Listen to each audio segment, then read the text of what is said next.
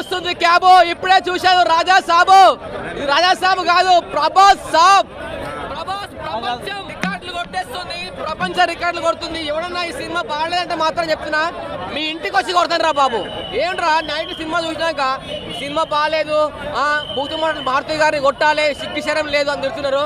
అరే సినిమా చూసి అది అర్థం చేసుకోవాలి. ఫస్ట్ ఆఫ్ ఆల్ స్టార్టింగ్ నుంచి ఎండింగ్ వరకు ప్రభాస్ గారు ఎంత నవ్వించాడంటే అసలు బూత్ బంగ్లాలో ఉంటుంది మాత్రం క్లైమాక్స్. సత్య గారు అసలు వేరే లెవెల్. అసలు నిజంగా చెప్తున్నా, మారుతి గారు చాలా బాగుంది స్టోరీ. అసలు ఇలాంటి స్టోరీ డిఫరెంట్గా ఉంది. అసలు నార్మల్గా ఒక్క సీన్ కూడా పాత ఓల్డ్ లేదు. అసలు ముగ్గురు హీరోలతో ఉంటుందండి. ఆ క్లైమాక్స్ మాత్రం చాలా బాగుంది నీట్గా. ప్రభాస్ గారు మీరు ఇందులో మీ యాక్టింగ్ వేరే లెవెల్లో చూపించారు. 24 ఒక సినిమాకి కావాల్సిన 24 క్రాఫ్ట్స్ ఇందులో ప్రభాస్ గారు నవరసాలు చూపించారు. మొత్తం నవరసాలు మొత్తం చూపించారు.